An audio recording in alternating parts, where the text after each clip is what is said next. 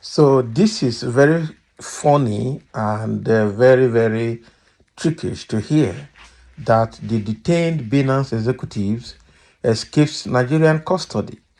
We understand that the Binance crypto platform has a directors arrested, about two of them, for financial impropriety in Nigeria.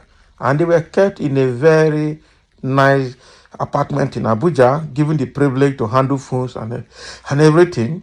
And they slammed about four charges on them, and they denied the charges. And while that is going on, the federal government slammed tax evasion charge again on them. And immediately after that, all those charges were slammed on them. The next thing is that these people escaped with something else, with another passport other than the one they had. So the question is, how did they escape? Who aided their escape? Because they were actually under the custody of the Nigerian security system, under the DSS or the police or so. So how did these people escape? That is the question.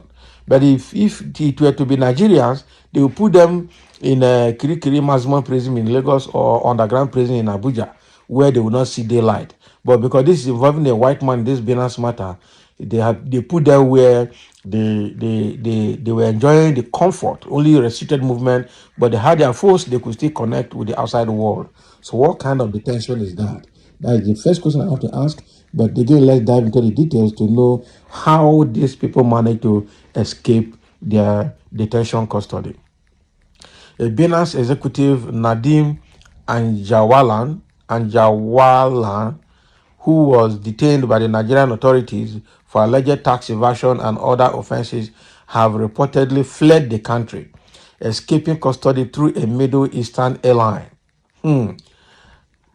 Anjawala, one of the detained executives, managed to leave Nigeria using a Kenyan passport, as confirmed by sources familiar with the situation, according to Premium Times. Can you imagine? So the executives had been lured to Nigeria under the pretense of negotiating the government's proposed ban on the crypto exchange platform. However, upon arrival, they were detained and their passports were confiscated to prevent them from leaving the country.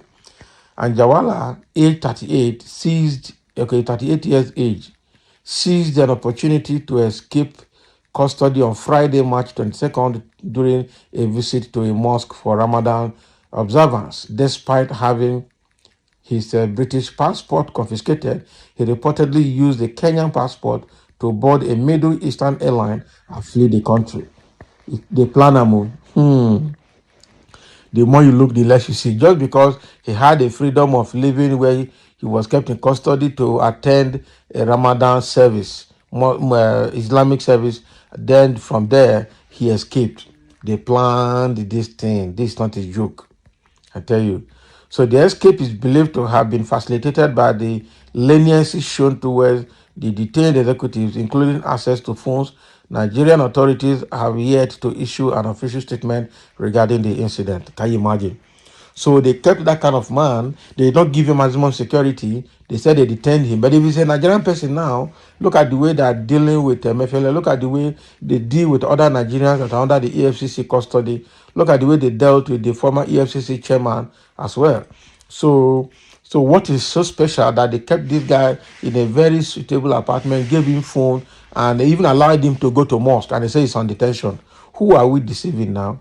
Because rumor had it in the past that even the politicians of Nigeria used this Binance platform to move their money out of Nigeria into the Middle East part of the world. Okay, so he has worked for strong politicians and strong political economic looters, I'm sure.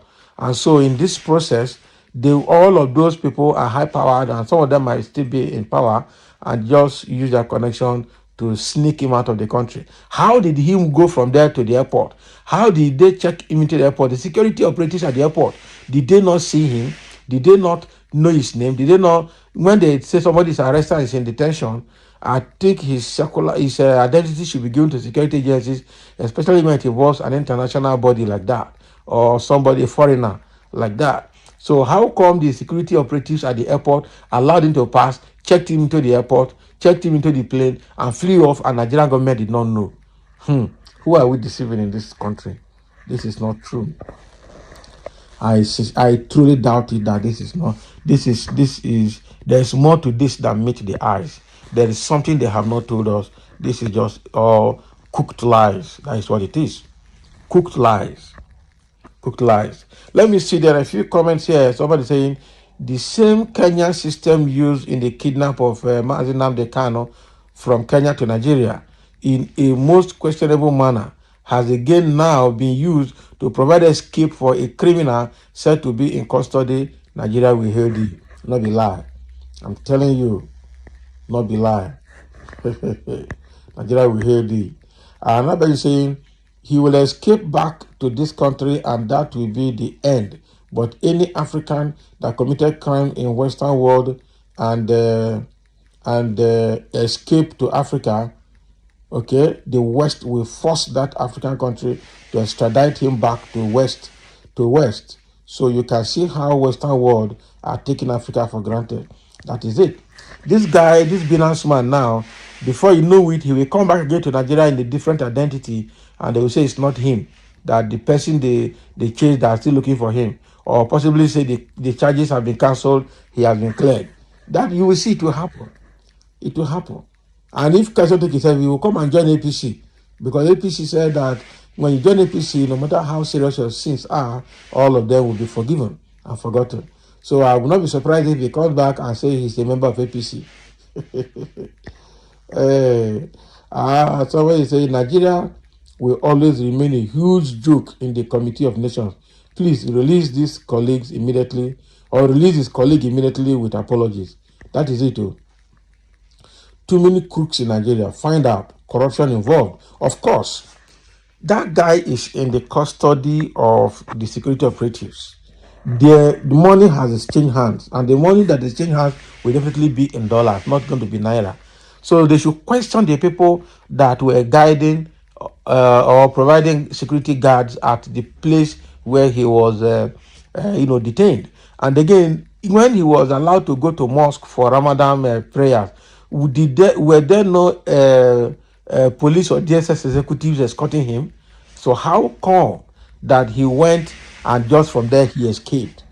Something, he has bribed his way through. I'm telling you the truth.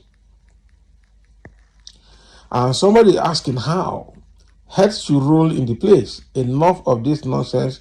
Who be fool here? I don't know who be fool. I'll tell you the truth.